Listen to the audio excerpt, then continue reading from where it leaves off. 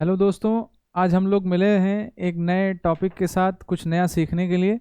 तो सबसे पहले हम लोग ये जानेंगे कि जो हमारे आपके जो डेली लाइफ में फाइनेंशियल ट्रांजैक्शंस हम लोग आप करते हैं, डेली पेमेंट हम आप जो करते हैं, तो उसमें कई सारी बातें ऐसी मतलब जाने अनजाने में आ जाती हैं जो हम जनरली इग्नोर कर देते हैं। और बड़े सिंपल तरीके जो एकदम से सिंपल चीज़ें आती हैं उसी की तरफ बढ़ चलते हैं। जैसे कोई चीज़ एकदम से अलग आपको दिखी तो अगर वो ईजी है तो हम उधर ही जाते हैं, ईजी नहीं है तो फिर हम उसको छोड़ देते हैं, आगे बढ़ चलते हैं। तो आज के जो करंट सिनेरियो हमारा है, इतना बड़ा देश, इतनी बड़ी दुनिया, अलग अलग ट्रांजेक्शन्स हो रहे हैं, बल्क ट्रांजेक्शन्स हो रहे हैं, तो कभी कभी मन में डाउट आता है कि ये सारी चीज़ें जो चल रही हैं सोसाइटी में वो कैसे हैं, कौन कंट्रोल करता है, क्या है। तो आज हम लोग वही जानेंगे। और उससे फ़ायदा ये है कि एक तो अगर हम अपने डेली लाइफ में इनको यूज़ करते हैं तो उसके बारे में हमें जानकारी होगी, हम उसे अच्छे से हैंडल कर पाएंगे। और अगर एज ए स्टूडेंट हम देख रहे हैं या उसे सीख रहे हैं, तो हमारे जो कम्पिटिटिव एग्ज़ाम है उसमें भी हम कुछ उसको फ़ायदा ले सकते हैं।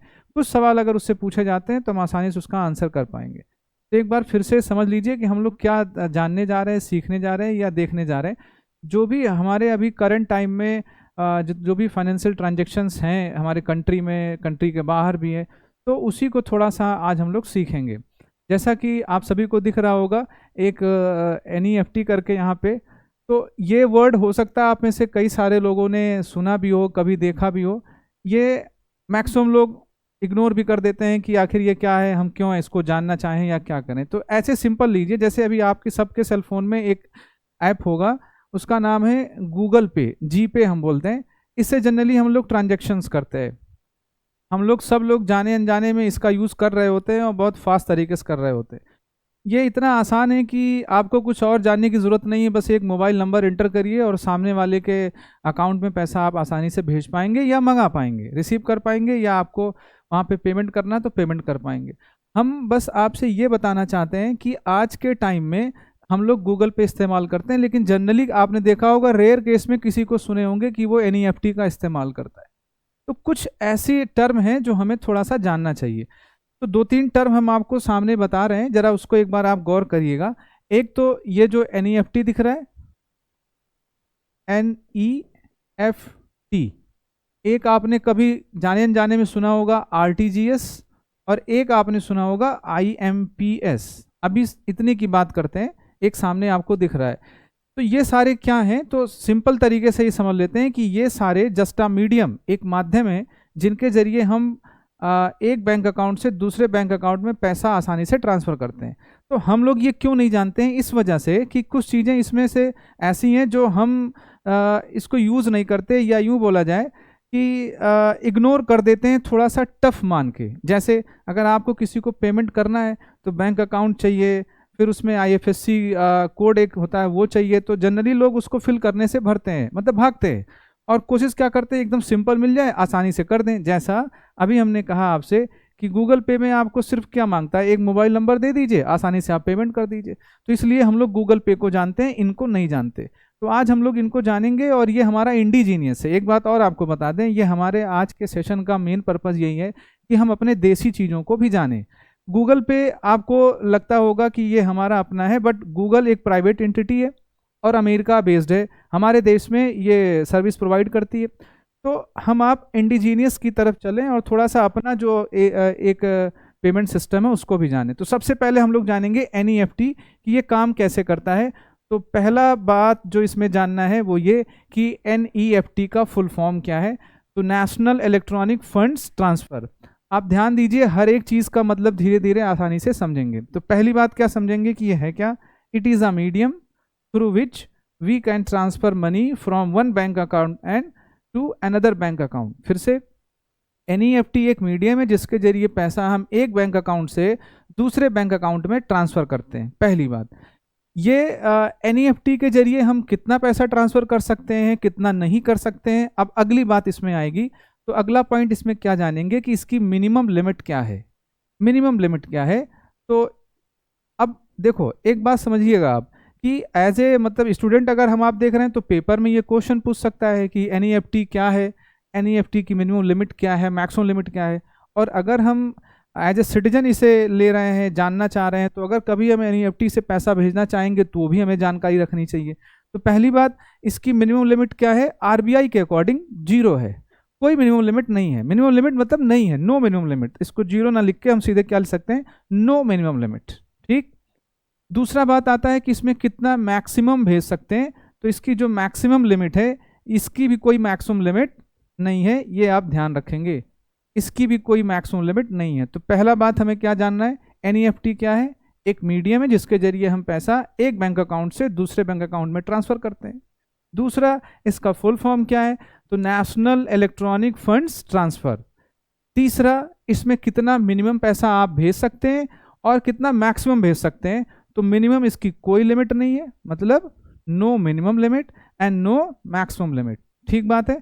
अगला पॉइंट इसमें हम लोग क्या जानेंगे, तो इसको भी ध्यान में बिठा लीजिए। देखिए, एनईएफटी करने आप जाएंगे तो आपको तुरंत दिमाग में सवाल आएगा कब कर सकते हैं।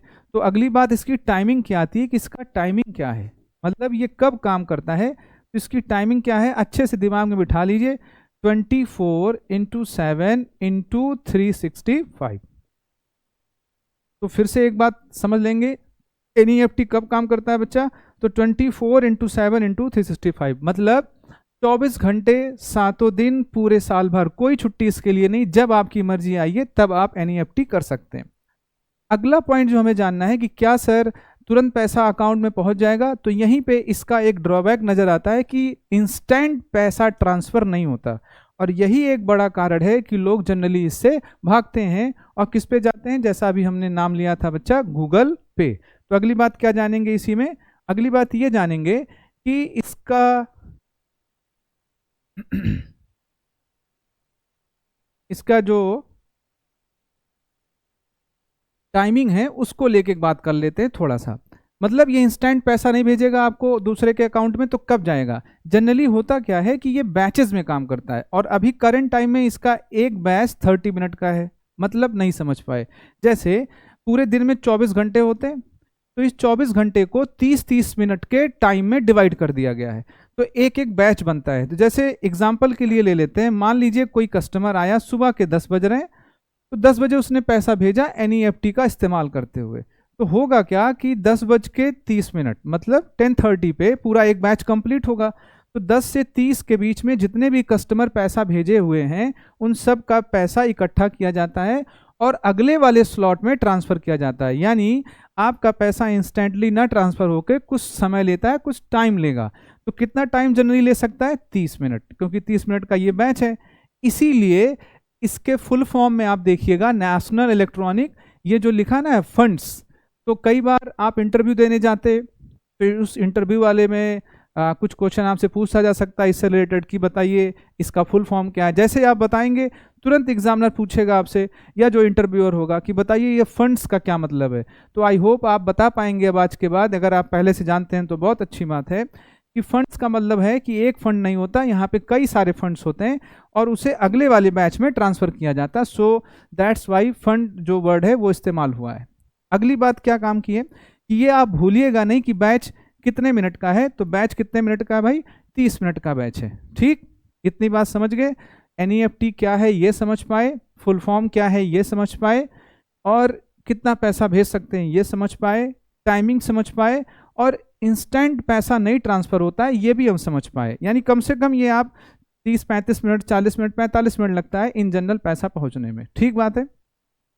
एक चीज़ अब यहाँ पे और समझना हमें बाकी रह जाता है कि हम आप इसे क्यों नहीं जल्दी इस्तेमाल करते। एक तो रीज़न समझ में आ रहा है, इंस्टेंट नहीं जा रहा है। दूसरा, आप जब जाएंगे इसको यूज़ करने, पैसा भेजने, तो आपको कोड का कुछ इस्तेमाल, बैंक अकाउंट लिखना पड़ेगा, कुछ और डिटेल आपसे मांगेगा, तो हम थोड़ा बचते हैं और इसीलिए एकदम सरल तरीके पे चले जाते हैं। तो ये इसका एक ड्रॉबैक है कि ये तुरंत पैसा ट्रांसफ़र नहीं करता है। तो इतनी बातों को अगर आप ध्यान में रखते हैं तो एनईएफटी से जुड़ा हुआ सवाल अगर पेपर में आता है तो आप बता पाएंगे। एक अगला पॉइंट यहाँ पे आपको ध्यान में रखना है कि एनईएफटी से जुड़ा हुआ एक इंपॉर्टेंट पॉइंट क्या है, जरा ध्यान से समझना भाई। क्या बात ध्यान में रखनी है? इसका नाम है नेशनल, ये आप ध्यान में रखेंगे, नेशनल इलेक्ट्रॉनिक फंड्स ट्रांसफर। मतलब इसके जरिए आप हमारे देश में, ये मान लीजिए हमारा भारत है, तो भारत के अंदर ही आप इसका इस्तेमाल करके पैसा भेज सकते हैं एक अकाउंट से दूसरे अकाउंट में। क्लियर? इसीलिए नेशनल वर्ड इस्तेमाल हुआ है। हम आपको बताना ये चाहते हैं, आप कहोगे कि इसमें क्या नई बात आप बता रहे हैं। नई बात इसलिए बता रहे हैं और नेशनल वर्ड वाला, क्योंकि हमारे भारत ने, एक देश है हमारा, मतलब पड़ोसी देश है, उसको एक स्पेशल छूट दिया हुआ है। क्या छूट है, अब उसी को जान लेते हैं। ये इसका एक्सेप्शन है, अपवाद है। मतलब एनईएफटी का इस्तेमाल करके आप देश के बाहर भी पैसा भेज सकते हो। तो वो कौन सा एक्सेप्शन है, ध्यान रखिएगा। आप सिर्फ एक देश के लिए भारत ने ऐसा रिलैक्सेशन दिया है, और उसका नाम क्या बच्चा, नेपाल। तो अंडर एनईएफटी एक अलग से फैसिलिटी हमारी गवर्नमेंट ऑफ इंडिया प्रोवाइड करती है नेपाल के नागरिकों के लिए। नाम क्या है बच्चे, इंडो, ध्यान से सुनेंगे, ये पेपर में आपसे पूछ भी सकते हैं। Indo Nepal, Indo Nepal remittances, Indo Nepal remittances या इंडो नेपाल रिमिटेंस फैसिलिटी। तो ये जो फैसिलिटी है आप ध्यान से समझिएगा, नेपाल को भारत ने दिया हुआ है। अब इसमें होता क्या है, आप जानते हो कई सारे नेपाली नागरिक इंडिया में आते हैं काम करने के लिए। तो अगर वो, एक बात ध्यान से समझिएगा, अगर वो अपने घर पे पैसा भेजना चाहते हैं तो एनईएफटी का इस्तेमाल करके पैसा भेज सकते हैं। केवल भारत ने नेपाल के लिए दिया है छूट। और क्या ध्यान रखेंगे, भूलेंगे नहीं, ये वन वे ट्रांजैक्शन है। मतलब आप इंडिया से नेपाल भेज सकते हैं, नेपाल से इंडिया में नहीं, ये ध्यान रखेंगे। वन वे ये ट्रांजैक्शन या रिमिटेंस है। तो पहली बात, एनईएफटी में जो एक्सेप्शन है वो समझ में आई। क्या एक्सेप्शन है बच्चा, कि एनईएफटी के जरिए देश के बाहर भी पैसा भेजा जा सकता है। किसके लिए है, नेपाल के लिए। क्या नाम है उसका, Indo Nepal remittances facility. Under this facility अगर कोई नेपाली नागरिक है इंडिया में और वो ऐसे ही बैंक में आ गया, ऐसे ही बैंक का मतलब मान लीजिए कोई शहर है भारत का और वो वहाँ पे कुछ काम करता है, और उस शहर के किसी बैंक में वो पहुँचा और कहा हमें नेपाल में पैसा भेजना है। तो ऐसे कस्टमर को बैंक वाले क्या मानते हैं, वॉक इन कस्टमर, चलता फिरता ग्राहक आ गया।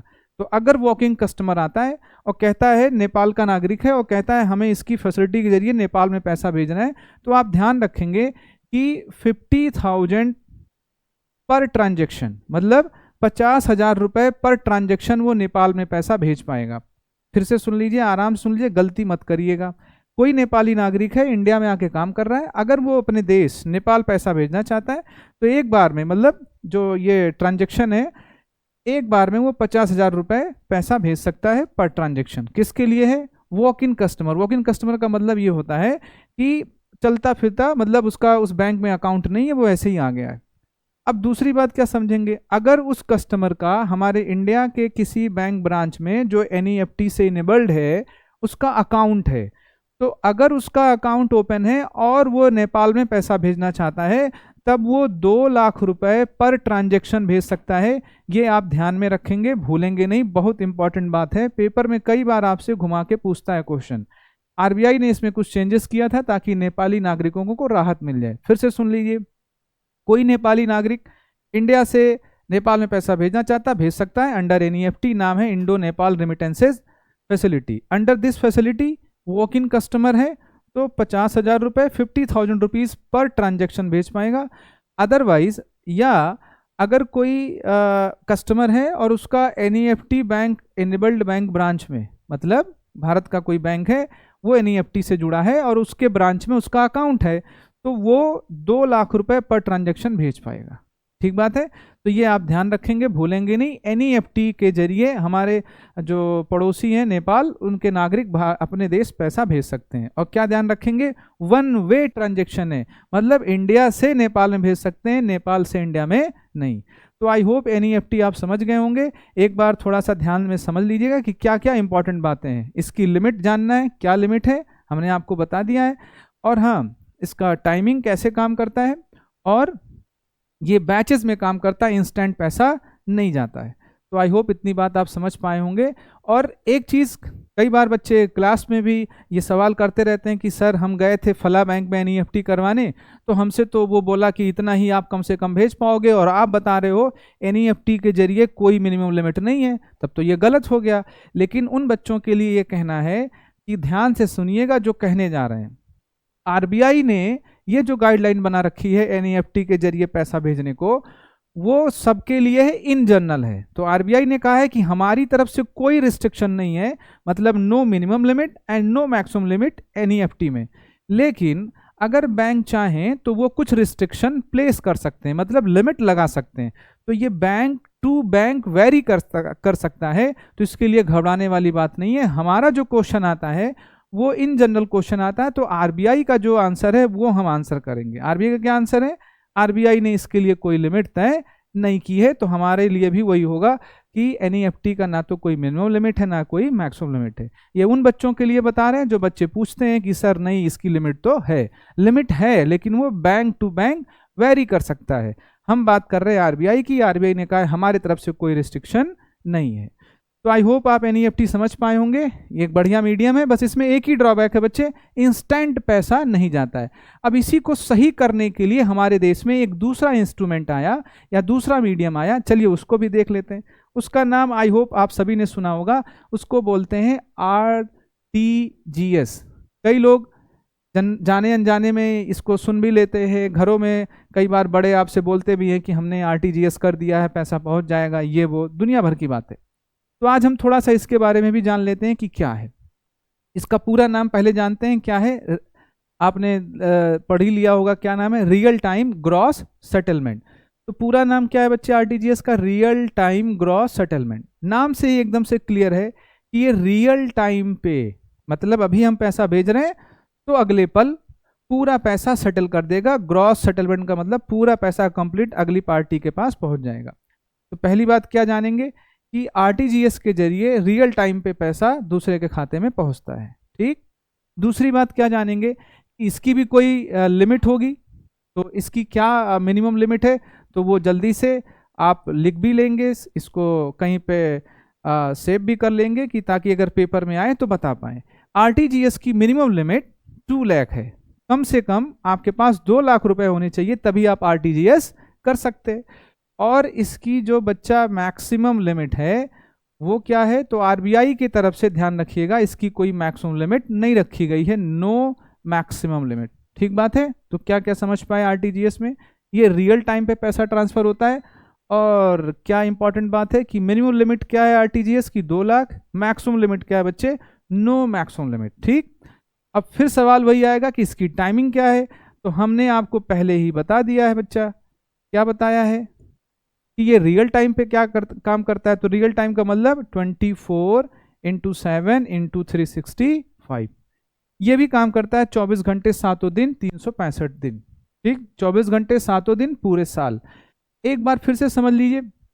फिर कुछ बच्चे कहते हैं नहीं सर आप तो कह रहे हो आरटीजीएस की मिनिमम लिमिट 2 लाख है और मैक्सिमम कोई लिमिट नहीं, लेकिन हमने तो कहा देखा है बैंक में ऐसा होते हुए वैसा होते हुए। तो फिर से उन बच्चों के लिए बताना चाहेंगे बच्चे कि आरटीजीएस का जो नियम है, जो रूल है, जो रेगुलेशन है, वो आरबीआई ने तय कर रखा है। किसने तय कर रखा बच्चे? आरबीआई, जो हमारे बैंकिंग इंडस्ट्री का क्या है, रेगुलेटर, उसके अकॉर्डिंग यही है। तो हम यही मान के आगे बढ़ेंगे। बैंक को आरबीआई ने कुछ हद तक छूट दिया हुआ, वो उसका यूज करते हैं। तो हमें क्या जानना है? आरबीआई का आंसर। आरबीआई की तरफ से बोला गया है आरटीजीएस की मिनिमम लिमिट कितनी है? 2 लाख। मैक्सिमम कितनी है? No limit. काम कैसे करता है बच्चे? तो 24/7/365। अब इसका ड्रॉबैक क्या है? अब ये बल्क अमाउंट के लिए आया, मतलब ज़्यादा पैसे के लिए ये ट्रांजैक्शन करता है। तो फिर से वही कि आम आदमी तो बाहर हो जाएगा। आम आदमी का मतलब जो छोटे पेमेंट करना चाहता है और रियल टाइम पे करना चाहता है। अब यही फर्क आप समझिएगा। आज गूगल पे ने पूरे मार्केट को, फोन पे ने कैप्चर कैसे कर लिया? मैक्सिमम कैप्चर किया हुआ है, इसीलिए कि रियल टाइम पे पैसा ट्रांसफर करता है और आपसे कोई चार्ज भी नहीं लेता है। तो ये इस वजह से प्राइवेट एंटिटी जो है उसने मार्केट को कैप्चर कर रखा हुआ है। हम इसको नहीं जानते हैं, या जो आने वाला है उसको नहीं जानते। तो अब छोटे पेमेंट के लिए हम कहाँ जाएं? तो अब अगला हम लोग समझ लेते हैं बच्चा। अगला क्या है? देखिए लिखा होगा इमीडिएट पेमेंट सर्विस, इसको शॉर्ट में बोलते हैं IMPS, इमीडिएट पेमेंट सर्विस। एक तीसरा आता है जो उन लोगों के लिए जो तुरंत पैसा भेजना चाहते हैं रियल टाइम पे। फिर से समझ लीजिए बच्चा, इसकी जरूरत क्यों पड़ी? इसकी जरूरत इसीलिए पड़ी कि एनईएफटी में क्या ड्रॉबैक है कि इंस्टेंट पैसा नहीं जाता। आरटीजीएस में तुरंत जाता है, लेकिन प्रॉब्लम क्या है कि वो बल्क अमाउंट के लिए है। तो छोटे लोग कहाँ जाएं? 100, 200, 10,000, 20,000 पेमेंट करना, तो कहाँ जाएं? तो उसके लिए क्या है? IMPS लाया गया। नाम से एकदम स्पष्ट है। पहला बात क्या जानेंगे? This is also a medium through which we can transfer money from one bank account to another bank account. तो पूरा नाम इसका हम लोग जानेंगे क्या है बच्चे? Immediate payment service. ठीक, नाम से क्लियर है, ये तुरंत काम करता है, मतलब इमीडिएट। अभी आप पैसा भेजेंगे आईएमपीएस के जरिए और अगले के खाते में तुरंत पैसा जाएगा। लेकिन फिर आप कहोगे सर ये हमारे बीच में तो चलन में है नहीं, हम तो बार बार किसका इस्तेमाल करते हैं, गूगल पे का। तो रीजन जानते हैं क्यों गूगल पे का करते हैं? हमने बोला ये सरल है, दूसरा ये आपसे पैसे नहीं लेता है। आप कभी भी गूगल पे का इस्तेमाल करते हो, फोन पे का, वो आपसे पैसा मांगता है कि हम ट्रांजेक्शन करना चाहते हैं, हमें चार्ज दे दीजिए? नहीं। तो इसकी वजह से लोग गूगल पे की तरफ गए। आईएमपीएस में क्या होता है बच्चा, जैसे ही आप जाएंगे ना पेमेंट करने, तो आपसे एडिशनल चार्ज मांगता है, 2 रुपए, 5 रुपए, जैसा भी अमाउंट हो उसके हिसाब से। तो इसीलिए पब्लिक क्या चाहती है, कम से कम, कंज्यूमर का नेचर होता है जहां उसे कम से कम पैसे में काम हो जाए, इसीलिए लोग गूगल पे की तरफ जनरली चले गए हैं। तो इस वजह से गूगल पे हमारे आपके बीच में है। अब आइए इसको थोड़ा समझ लेते हैं। तो पहली बात, ये भी एक मीडियम है, रियल टाइम पे जाता है, बस ड्रॉबैक क्या है, इसमें भी पैसा लगता है। लेकिन फिर समझा दें आपको, आरबीआई ने फिर से बैंकों को डायरेक्शन दिया हुआ है कि हम आपसे रिक्वेस्ट करते हैं कि कस्टमर से चार्ज मत लीजिए। लेकिन बैंक वाले हैं कि वो मानते नहीं, वो आपसे चार्ज लेते रहते हैं। आरबीआई बस एक ऐसे ही एक गार्जियन की तरह उनसे कह सकता है, जबरदस्ती कोई ऐसे पॉलिसी नहीं थोप सकता। हाँ, गलती करेंगे तो उन्हें सस्पेंड कर सकता है, लेकिन दबाव नहीं डाल सकता है कि आप ऐसे नहीं करो वैसे करो। रिक्वेस्ट कर सकता है, रिक्वेस्ट का कोई असर दिख नहीं रहा है। तो इसका हम क्या जान गए भाई, फुल फॉर्म। दूसरा क्या जानेंगे, अब आएगा लिमिट। तो सबसे पहले इसका क्या लिखेंगे बच्चा, मिनिमम लिमिट क्या है। तो इसकी जो मिनिमम लिमिट है, अब आप सोचो, कॉमन सेंस लगाओ, क्या होगा इसमें भी, लिमिट तो कोई लगाएगी नहीं। क्यों? क्योंकि अगर लिमिट लगा दिए तो फिर आम आदमी बाहर होगा। तो इसकी मिनिमम लिमिट क्या है, नो मिनिमम लिमिट। ठीक, अब सवाल है कि इसकी मैक्सिमम लिमिट क्या है। अब ये आपके पेपर का क्वेश्चन है, और पेपर जाने दीजिए। सबसे इंटरेस्टिंग बात, एक आम आदमी अपने मोबाइल से, सेलफोन से, स्मार्टफोन से पेमेंट करना चाहता है, तो उसे भी ये जानना चाहिए कि कितना हम पैसा भेज सकते हैं। जैसे हमने कई लोगों को सुना है, हमारी लिमिट क्रॉस हो गई, हम आज पैसा नहीं भेज पाएंगे, हमारा ये क्रॉस हो गया, नहीं जा पाएगा। उन्हें यह भी जानना चाहिए कि और भी दूसरे मीडियम है जिससे हम पैसा उस लिमिट से ज़्यादा भी भेज सकते हैं। अभी आगे हम आपको बताएंगे कि यूपीआई की लिमिट है, जैसे आप पैसा भेजना चाहते हो 1 लाख से ज़्यादा एक दिन में आप नहीं भेज पाओगे, तो प्रॉब्लम हो जाएगी, लिमिट क्रॉस हो गया है, मतलब जो भी एक टाइम हो उसका, 1 लाख से ज़्यादा आप नहीं ट्रांजेक्शन कर सकते, फिर आपको नेक्स्ट इंतजार करना पड़ेगा। लेकिन आईएमपीएस अगर आप जानते हैं तो आप उसका फायदा उठा सकते हैं। अब जानकारी के अभाव में हम नहीं कर पाते। स्टूडेंट के लिए क्या है कि पेपर में सवाल भी बनता है। तो आईएमपीएस की मैक्सिमम लिमिट कितनी है आज के टाइम में, 5 लाख। आरबीआई ने इसकी लिमिट बढ़ा दी है, तो आप ध्यान में रखेंगे क्या बच्चे कि आईएमपीएस की मैक्सिमम लिमिट कितने की है, 5 लाख है, ये आप भूलेंगे नहीं। और पेपर में अगर सवाल आए तो आप आसानी से बता दीजिए कि कितनी इसकी लिमिट है, अभी 5 लाख, तो आप इसका इस्तेमाल करके पैसा भेज पाएंगे। तो आईएमपीएस की मिनिमम लिमिट है 9, मैक्सिमम कितनी है, 5। कुछ बच्चे जो पुराने पढ़ रहे हैं उन्होंने अपडेट नहीं किया है, तो सवाल गलत हो जाएगा। इसका मैक्सिमम लिमिट आरबीआई ने बढ़ाया है, कितना हो गया फिर से, 5 लाख। अब अगला आता है कि ये कैसे काम करता है, इसकी टाइमिंग क्या है। तो बच्चे इसकी टाइमिंग फिर वही बात, जब ये रियल टाइम पे पैसा भेज रहा है तो अगेन क्या बोलेंगे, 24/7/365। ठीक बात है। तो इसकी टाइमिंग ये है। तो हम लोग क्या जान पाए आईएमपीएस के जरिए कि एक दिन में, ध्यान रखिएगा, आईएमपीएस से एक दिन में मैक्सिमम 5 लाख रुपए आप भेज पाओगे। तो अगर आपको दिक्कत हो रही है पैसा भेजने में किसी दूसरे मीडियम से, तो आप आईएमपीएस का इस्तेमाल कर सकते हैं, जो एकदम से स्ट्रांग है, आरबीआई के द्वारा बनाया गया है। या यूँ बोला जाए कि इसमें एक और प्लेयर का मतलब रोल है, और वो है एनपीसीआई। अभी हम लोग थोड़ा सा जानेंगे एनपीसीआई का रोल है, जिसने इसको संभाला हुआ है। तो गाइडलाइन है तो कितना है, 5 लाख। तो अगर आप इसका इस्तेमाल करना चाहें, बस एक ही थोड़ा सा प्रॉब्लम है कि थोड़ा आपसे ये चार्ज लेगा। अब आते हैं अपने नेक्स्ट जो कुछ इंपॉर्टेंट पॉइंट्स हैं उसको देख लेते हैं। तो अगला हमारा है आपके सामने, ये देखिए एक कोड आपको दिख रहा होगा, जिसको इन जनरल ना चाहते हुए भी जाने अनजाने हम लोग ऐसे सुन लेते हैं, उसको बोलते हैं IFSC। तो IFSC कब सुनते हैं, जैसे कोई घर में बड़े लोग कह रहे हो यार हमें ये कोड चाहिए, बताओ क्या है कोड उस बैंक का, या कोई कह रहा हो हमें ट्रांजैक्शन करना है, हमें इस कोड की ज़रूरत है। तो कुछ ना कुछ लोग कभी ना कभी ये सुने हुए हैं। तो हमारे पेपर के लिए भी ज़रूरी है कि हम ये जानें कि IFSC क्या है, और एक ऐसे आम आदमी के लिए भी ज़रूरी है IFSC को जानना। तो सबसे पहले हम समझते हैं कि IFSC का पूरा नाम क्या है, Indian financial system code. Paper में पूछा जाता है, भूलेंगे नहीं कि IFSC का फुल फॉर्म क्या है। तो पूरा नाम क्या है? Indian financial system code. दूसरा, ये क्यों इस्तेमाल होता है? अभी हमने आपसे बोला कि NEFT RTGS के जरिए आप पैसा भेजते हैं, तो वो एक मीडियम है। तो इस मीडियम के जरिए जब आप पैसा भेज रहे होते हैं तो सिस्टम को, उस कंप्यूटर को पता होना चाहिए कि किस बैंक अकाउंट में पैसा भेजा जा रहा है और वो बैंक अकाउंट किस बैंक का है, और साथ ही साथ वो कौन सी ब्रांच है जहां उसका अकाउंट है। तो ये फैसिलिटेट करता है कौन? IFSC। मतलब IFS कोड जो है ये बताता है कि जिस बैंक में आप पैसा भेज रहे हैं किसी कस्टमर के, वो किस बैंक का अकाउंट नंबर है और साथ ही साथ वो अकाउंट किस ब्रांच में खुला है। तो होता क्या है कि ये कुछ कोड इसमें वर्ड, मतलब कुछ कोडिंग होती है जिसके मदद से हम ये जान पाते हैं। तो एक्चुअली में ये जो कोड इसमें इस्तेमाल हुआ है वो पेपर में क्वेश्चन भी बनता है। तो आप समझ लें, ये जो कोड है ये 11 कैरेक्टर का कोड होता है। कितने कैरेक्टर का बच्चे?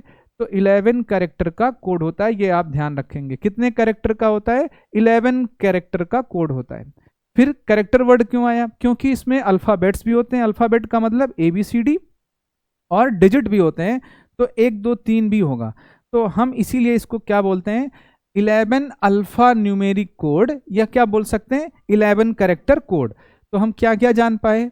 IFSC का फुल फॉर्म, कितने कैरेक्टर का कोड होता है? 11। दूसरा, ये कहाँ इस्तेमाल होता है, क्यों हम जान रहे हैं? अगर आप NEFT कर रहे हैं, RTGS कर रहे हैं, तो आपको अगर पैसा भेजना है तो आपको ये पता होना चाहिए कि उस बैंक का IFSC कोड क्या है, तभी आप पैसा भेज पाएंगे। इसीलिए लोग, फिर वही सवाल है, इसीलिए लोग अब भागते हैं कि हम इस पेमेंट से नहीं जूझना चाहते क्योंकि हमें बार बार सारे डिटेल लिखने पड़ेंगे। इसीलिए गूगल पे, फ़ोन पे या जो दूसरे और भी मार्केट में प्लेयर हैं उनका इस्तेमाल करते हैं। तो यहाँ पे हम क्या समझ पाए कि ये 11 कैरेक्टर का कोड होता है। अब ये 11 कैरेक्टर अलग अलग चीज़ों को बताता है। क्या बताता है? तो जो फर्स्ट 4 कैरेक्टर होगा, ध्यान से समझिएगा, फर्स्ट 4 कैरेक्टर क्या बताता है बच्चे? फर्स्ट 4 कैरेक्टर बताता है बैंक का कोड। क्या बताता है? बैंक का कोड, यानी बैंक का नाम बताएगा किस बैंक का है वो, जो आप जिस बैंक में भेजना चाहते हैं उस बैंक का नाम क्या है। ये शुरू का 4 कैरेक्टर। जो 5वां कैरेक्टर होता है या 5th बोल सकते हैं, वो जनरली क्या होता है? 0 होता है, 0। तो कितना बचा? 4 1 5 हो गया, 6 बचे। तो लास्ट 6 कैरेक्टर, यहाँ पे अगर हम लिखना चाहें तो क्या लिख सकते हैं? लास्ट 6 कैरेक्टर क्या बताता है? जो उसका ब्रांच कोड होगा, जिस ब्रांच का वो अकाउंट होगा। ठीक है, तो 5th कैरेक्टर क्या बताता है बच्चे? 5th कैरेक्टर 0 होता है इन जनरल। और जो लास्ट 6 कैरेक्टर वो क्या बताएगा? तो ब्रांच कोड। ब्रांच कोड का मतलब जो अकाउंट है वो जिस बैंक का है, तो वो बैंक का नाम बता दिया, शुरू वाला 4, 5वां 0 हो गया, और जो बचा 6 वो बताएगा उस बैंक का कौन सा ब्रांच है जिसमें पैसा भेज रहे हैं। आपको रियल में अगर देखना हो तो कभी किसी बैंक का IFSC कोड जैसे आप इंटर करते हैं, किसी को पैसा अगर भेजना है, तो आप देखिए तुरंत उस बैंक का नाम आता है। जैसे मान लीजिए स्टेट बैंक ऑफ इंडिया है, और किसी शहर में वो किसी जो भी ब्रांच होगी उसका नाम आ जाएगा कि इसी ब्रांच में ये अकाउंट नंबर है।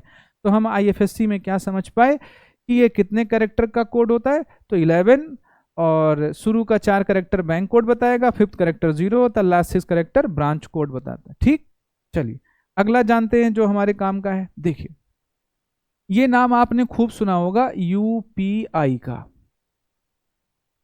कहते हैं UPI का इस्तेमाल कर लीजिए, UPI के थ्रू आप पैसा भेज लीजिए, ये भी एक हमारे सिस्टम में है।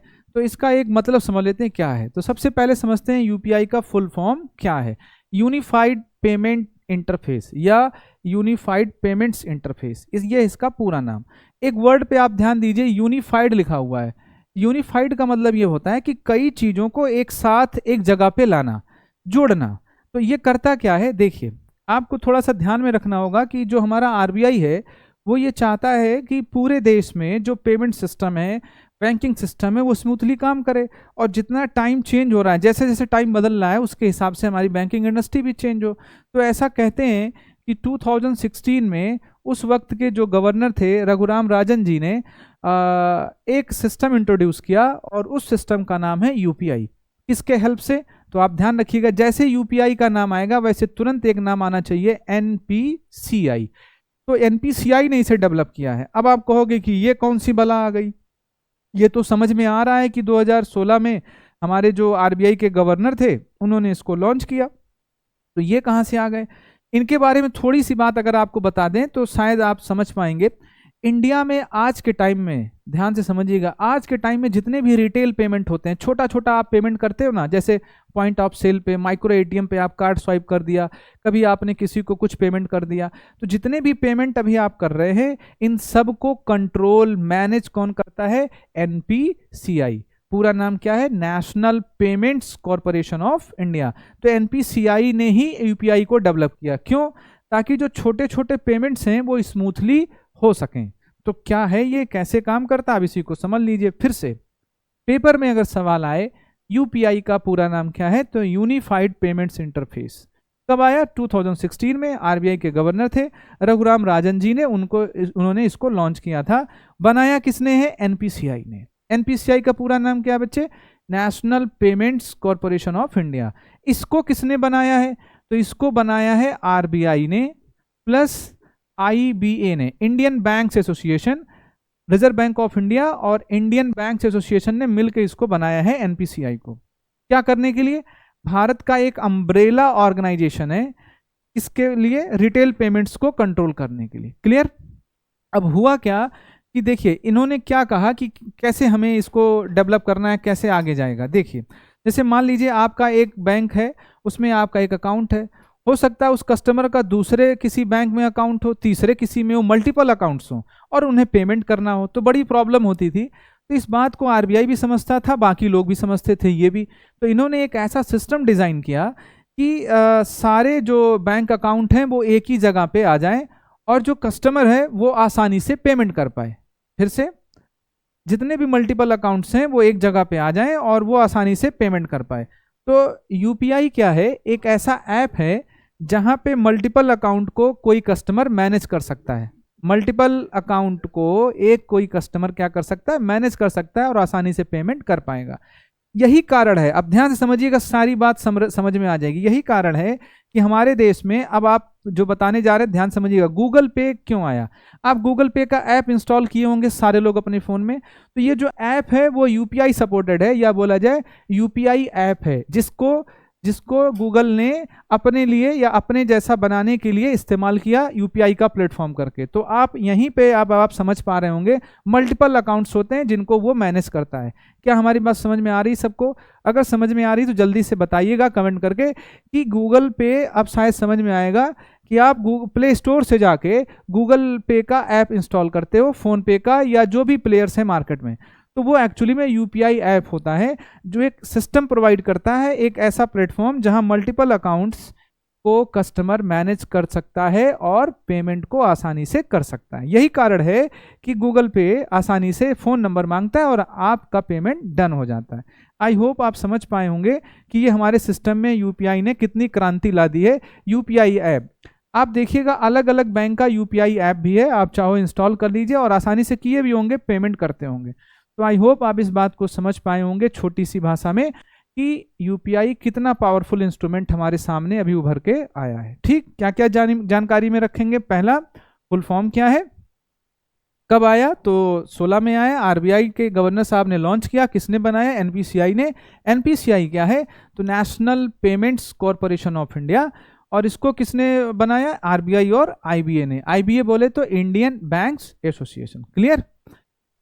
तो इसका मतलब ये नहीं है कि एनपीसीआई ने सिर्फ यूपीआई को बनाया। एनपीसीआई ने बहुत सारे प्रोडक्ट को मार्केट में लॉन्च कर रखा है और अलग अलग नाम से चलता है। अभी कुछ हम लोग जानेंगे। तो एक लाइन में क्या है आप समझ पाए? यूपीआई एक ऐसा ऐप है, एक ऐसा प्लेटफॉर्म है जहां पे आप मल्टीपल अकाउंट्स को एक साथ मैनेज कर सकते हैं और आसानी से पेमेंट कर पाएंगे। ठीक, आइए अगला चलते हैं हम लोग। अब देखिए, ये जो AEPS है, आप लोग ने नाम सुना होगा, आधार इनेबल्ड पेमेंट सिस्टम। इसको भी किसने डेवलप किया बच्चे? तो पहला सवाल आप लिख सकते हैं, एनपीसीआई ने। पहला, इससे पहले हमने क्या बोला?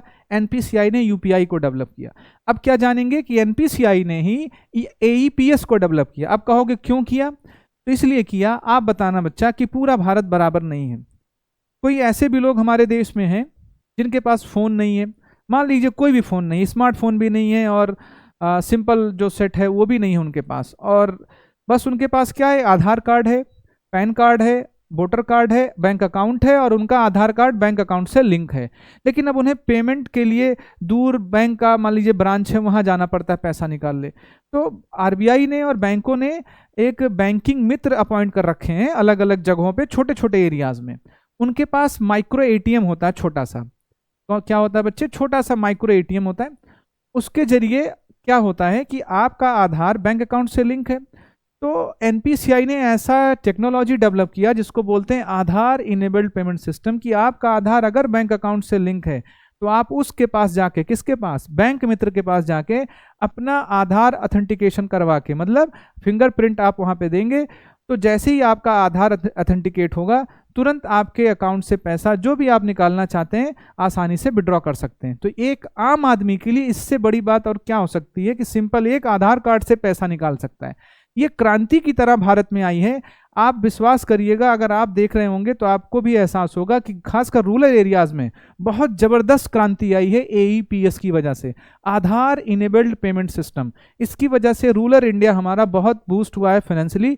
एक आधार कार्ड लेके जाते हैं, तुरंत पैसा ले आते हैं। तो ये कैसे पॉसिबल है? बैंक मित्र के थ्रू, उन्हें ब्रांच नहीं जाना पड़ता, आसानी से गए, अंगूठा लगाए, पैसा ले लिया। ये किसकी वजह से हो पाया? एनपीसीआई की वजह से, क्योंकि एनपीसीआई ने एईपीएस को डेवलप किया है, इसी तरीके से डेवलप किया कि ताकि वो आसानी से पैसा निकाल पाए। एनपीसीआई क्या है हमने आपको बता दिया। तो क्या बातें आपको ध्यान में रखनी है? दो बातें। एईपीएस का पूरा नाम आधार इनेबल्ड पेमेंट सिस्टम। दूसरा, इसको किसने डेवलप किया? एनपीसीआई ने। एनपीसीआई क्या है हमने बता दिया।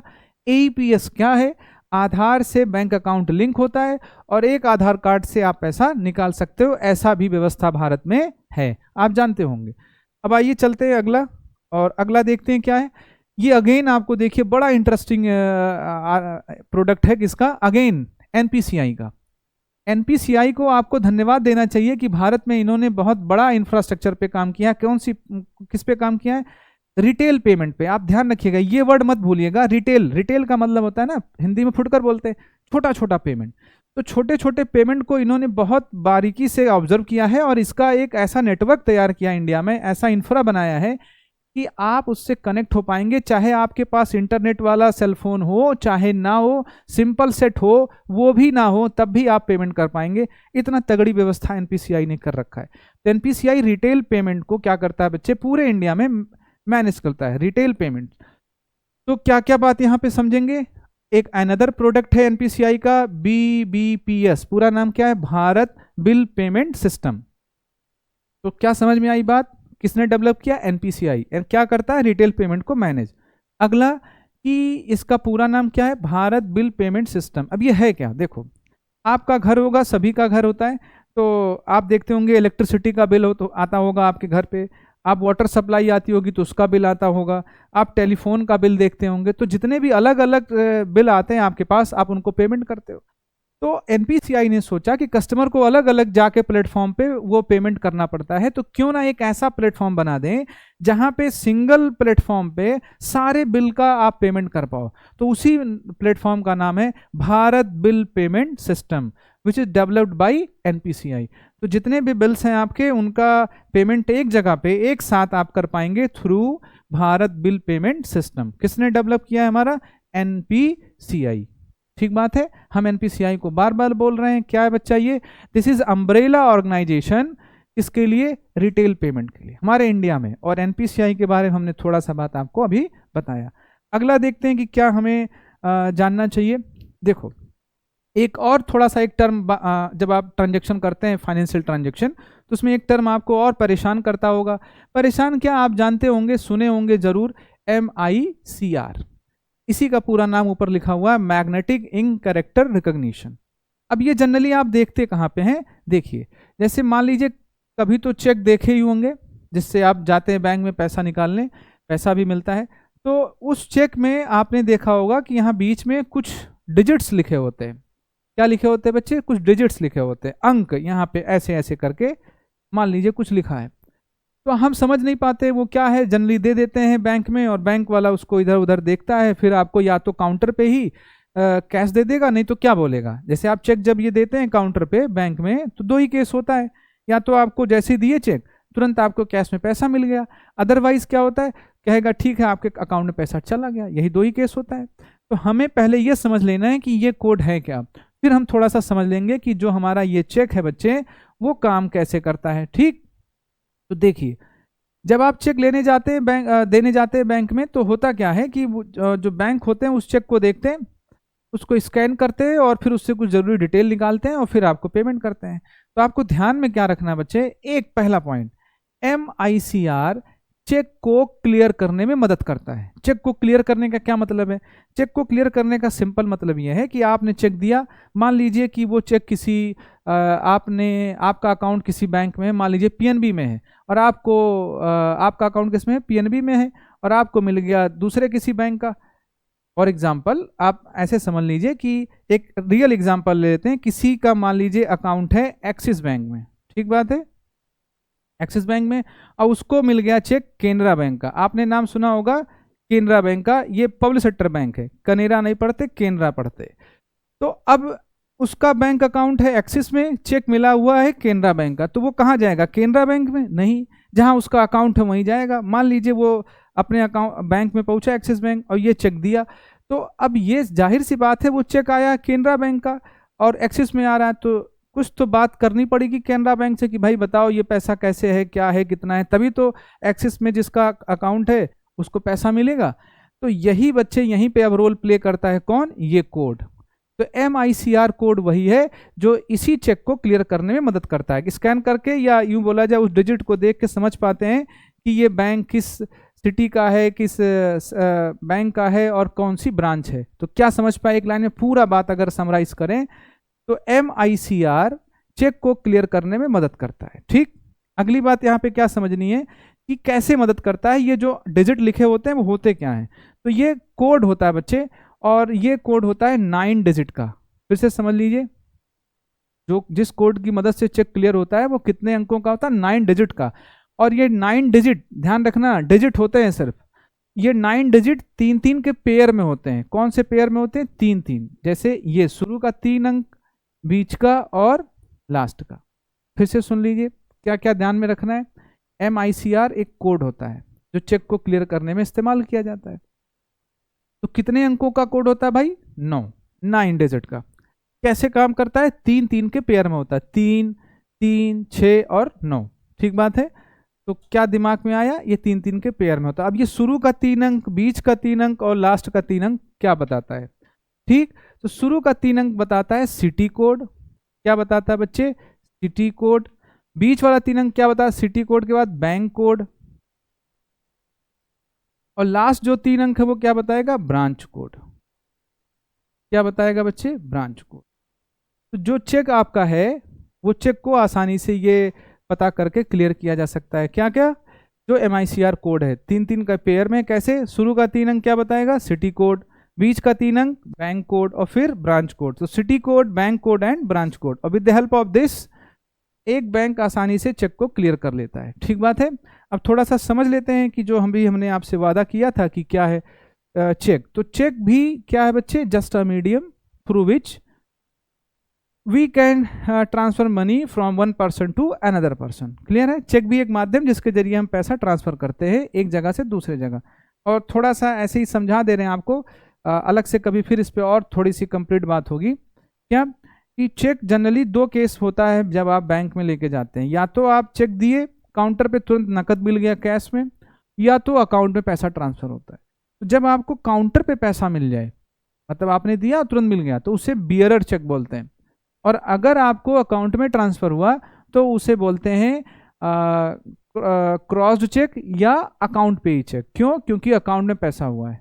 ठीक है, अभी इतना इस दिमाग में रखिएगा, आगे कभी मुलाकात होती है तो हम लोग इस पे और भी बात करेंगे। तो चेक समझ गए। थोड़ा सा एक और देख लेते हैं क्या क्या हमारे पास बचा हुआ है। एक ये बचा हुआ, देखिए इसको बोलते हैं NDTL शॉर्ट में। ये भी एक टर्म है बैंकिंग में जो इस्तेमाल होता है, क्या है इसको हम थोड़ा सा जान लेते हैं। जनरली पेपर में इससे भी सवाल आते हैं, और पेपर ही नहीं, जो लोग PO की तैयारी कर रहे हैं या मान लीजिए कहीं पे इंटरव्यू हो रहा है तो वहाँ पे ये टर्म खासकर बैंकिंग एग्जाम में पूछा जाता है कि बताइए what is the meaning of NDTL। पूरा नाम लिखा होगा, आप समझ पा रहे होंगे, net demand and time liabilities. तो क्या नाम है इसका पूरा बच्चे? Net demand and time liabilities. ये होता क्या है, आइए बिल्कुल सरल तरीके से समझते हैं सड़क छाप भाषा में। क्या है, हमारे जो बैंक होते हैं बच्चा, एकदम सरल भाषा में समझा रहे हैं, समझ लीजिएगा। बैंक होता है वो जनरली 4 तरीके का अकाउंट एक कस्टमर को ऑफर करता है। एक का नाम है बच्चे कासा, और प्लस क्या नाम है? राफा। तो फिर से समझ लीजिए, कोई बैंक में आप जाएंगे तो जनरली वो 4 तरीके का अकाउंट ऑफर करेगा। नाम क्या है? कासा राफा। मतलब इसका नाम है सेविंग अकाउंट, इसका नाम है करंट अकाउंट, ये आपको शॉर्ट में आरडी बुला देते, ये बुला देते एफडी। ठीक बात है। तो saving account, current account, RD और एफडी 4 तरीके का खाता खुलता है। तो होता क्या है बच्चे कि जो हम account generally saving account open कराते हैं, ये बिजनेसमैन ओपन कराते हैं, ये भी आम आदमी चाहे इसको ओपन करा सकता है, बस पैसा होना चाहिए उसके पास। अब अंतर क्या है, जो भी व्यक्ति कासा ओपन कराएगा, मतलब हम सेविंग अकाउंट ओपन कराए हैं बैंक में मान लीजिए, तो हम जब चाहे अपने बैंक में जाके पैसा निकाल सकते हैं, जमा कर सकते हैं। ठीक बात है। सेम ऐसे करंट अकाउंट में भी होता है। तो जब हम पैसा अपने मन से जमा करें और अपने मन से निकालें तो इसको बोलते हैं डिमांड डिपॉजिट्स। क्या बोलते हैं? Demand deposits, DD. ठीक, इसको बोलते हैं आरडी और एफडी। और ये किसी टाइम के लिए होता है, मतलब जैसे कोई 5 साल के लिए आरडी करवाया, कोई 10 साल के लिए एफडी करवा दिया, तो उतने टाइम बाद ही पैसा मिलेगा। तो क्या हुआ कि बैंक 5 साल तक पैसा रखता है, उससे काम करता है, 10 साल तक रखता है, उससे काम करता है, और फिर पैसा लौटाता है। तो चूंकि वो पैसा बैंक का है नहीं, कस्टमर का है, तो इसीलिए बैंक की वो जिम्मेदारी है, लायबिलिटी है कि बैंक को कस्टमर को पैसा वापस करे। तो इस डिपॉजिट को हम बोलते हैं टाइम लायबिलिटीज। टाइम लायबिलिटीज क्यों? इसलिए कि उस 5 साल तक, 10 साल तक बैंक की जिम्मेदारी है कि पैसे को क्या करे? वापस करे। एक केस में 5 साल बाद, 10 साल बाद, एक केस में क्या होता है, मान लीजिए कोई इमरजेंसी आ गई, तो उससे पहले भी आरडी एफडी आप ब्रेक कर सकते हो, वो अलग बात है। लेकिन समझना क्या है, ये वाले डिपॉजिट्स क्या कहलाते हैं? Time liabilities. और ये वाले डिपॉजिट्स डिमांड डिपॉजिट्स। इन्हीं को दोनों को मिला के बनता है हमारा एनडीटीएल, और नाम क्या पड़ जाता है बच्चे? Net demand and time liabilities. ये जो नेट डिमांड है ये कासा है, ये जो टीएल है ये राफा है। यानी किसी भी अगर बैंक का एनडीटीएल पूछा जाए तो क्या मतलब होगा? किसी भी बैंक के एनडीटीएल का मतलब है उस बैंक के इस चारों अकाउंट में किसी भी समय जितना पैसा उपलब्ध है वो उस बैंक का क्या बोला जाता है? NDTL, net demand and time liabilities. I hope आप समझ पाए होंगे। बहुत इंपॉर्टेंट टर्म है, बैंकिंग में खूब इस्तेमाल होता है एनडीटीएल। ठीक है, आइए चलते आगे और देखते हैं कि क्या है। ये देखिए एक अनदर आपको काफ़ी इंपॉर्टेंट चीज़ दिख रही होगी। अभी हमने काफ़ी इंपॉर्टेंट पहले ही बोल दिया है, हो सकता है जो लोग थोड़ा सुने हो उन्हें ये बात एहसास हो कि क्यों हमने बोला है काफ़ी इंपॉर्टेंट। इसको अभी थोड़ी देर के लिए मत देखिए, सुन लीजिए कुछ बात। जैसे मानिए कि आपका अकाउंट है एक्सिस बैंक में, और आपका एक दूसरा मान लीजिए पेमेंट कर रहे हो पीएनबी में, या मान लीजिए आपका पीएनबी में ही अकाउंट है और आप एक्सिस के एटीएम पे जाके पैसा निकाल रहे हो। ठीक है, एकदम सिंपल बात लेते हैं। अकाउंट है आपका पीएनबी में और पैसा कहाँ जाके निकाल रहे? एक्सिस के एटीएम में। तो क्या होता है, आप एटीएम किसी का इस्तेमाल करो, पैसा आपने निकाला और तुरंत आपके सेल फोन में, मोबाइल पे एसएमएस आता है कि पैसा निकल गया। हाँ, अपने बैंक में आपने जमा किया तो आपका एसएमएस फिर आ जाता है इतना पैसा जमा हुआ। और ऐसे ही जब कोई करता है तो सबके पास आता है, एक व्यक्ति का तो है नहीं, सबके पास आता है, और कंट्री के अंदर। तो आपने कभी ध्यान दिया है कि हम पैसा, हमारा अकाउंट है पीएनबी में, हम निकाल रहे हैं किसी दूसरे बैंक के एटीएम से? तो ऐसा कैसे पॉसिबल है? ऐसा पॉसिबल है कि सारे बैंक आपस में इंटरकनेक्टेड हैं और उसी की वजह से आपको एसएमएस मिल जा रहे हैं कि आपका ट्रांजैक्शन सक्सेसफुली डन है। तो हम बस ये कहना चाहते हैं कि ऐसे ही पूरे दुनिया में एक फाइनेंशियल इंस्टीट्यूशंस का नेटवर्क है, मैसेजिंग का नेटवर्क है। फॉर एग्जांपल, अगर कोई अमेरिका का बैंक है, वो इंडिया के किसी बैंक में पेमेंट करना चाहता है, तो उसे एसएमएस के जरिए, या यूँ बोला जाए ऐसे कंफर्मेशंस चाहिए कि अगर हमने अमेरिका से पेमेंट इंडिया में किया तो उसको ये एहसास हो जाए कि पेमेंट डन है। मतलब उसके पास कोई मैसेजिंग नेटवर्क, मैसेजिंग सिस्टम होना चाहिए, तभी वो समझ पाएगा कि हाँ हमारा ट्रांजैक्शन सक्सेसफुल हो गया। तो बच्चा, इंटरनेशनल लेवल पे जो ये नेटवर्क बना है, कौन सा नेटवर्क बना है? जितने भी भारत, पूरी दुनिया में फाइनेंशियल इंस्टीट्यूशंस हैं, बैंक इंक्लूडिंग बैंक, इन सब का आपस में एक नेटवर्क है कि अगर कोई दूसरे देश का व्यक्ति हमारे देश में पेमेंट करना चाहता है तो आसानी से डन हो जाता है और उसे तुरंत ये पता भी चल जाता है कि पैसा आपका ट्रांसफ़र हो गया है, चाहे अमेरिका से इंडिया में, इंडिया से अमेरिका में। तो जो ये इंटरनेशनल मैसेजिंग सिस्टम है, इसी का नाम क्या है बच्चे? स्विफ्ट।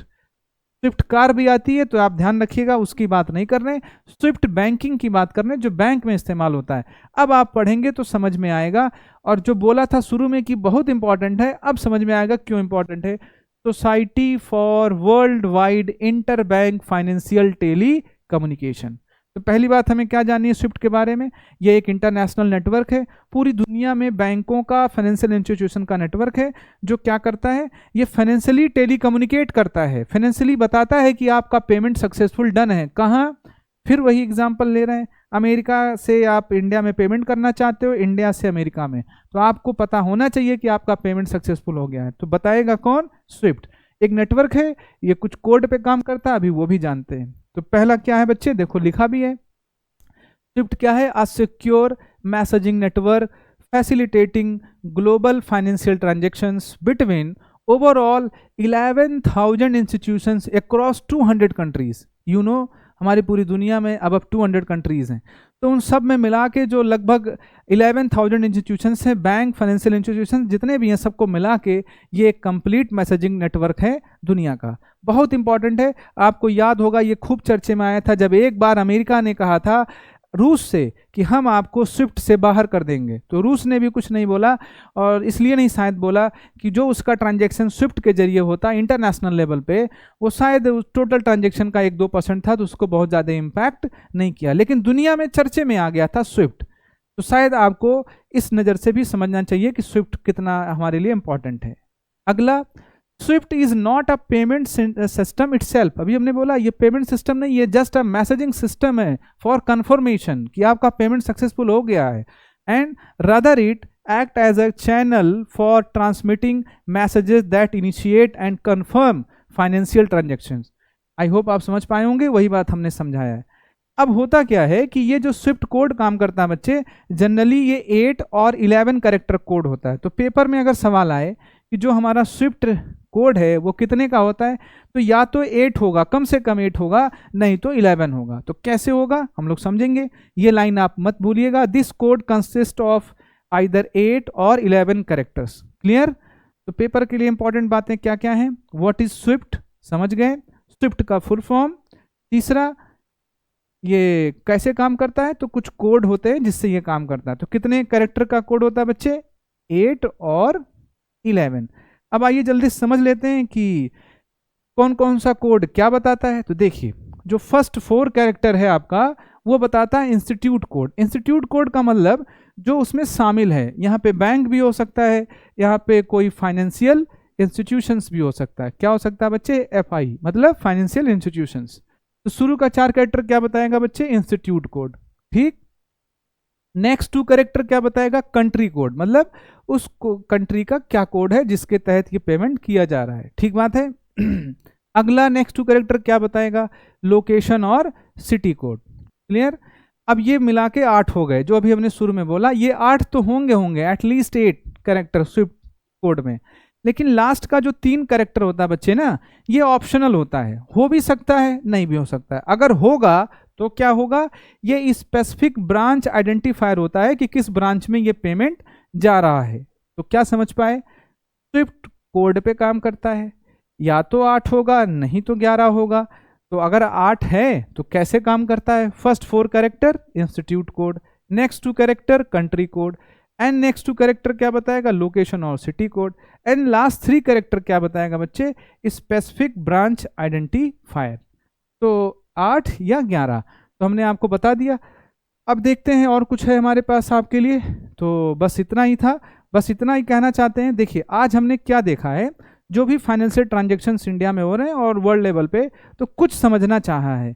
अभी हमें इसमें और भी जानना बाकी है, तो हम लोग बहुत जल्द मिलेंगे कुछ और नए इंस्ट्रूमेंट के साथ में जो बैंकिंग से जुड़े हुए हैं या दूसरे फाइनेंशियल इंस्टीट्यूशन से।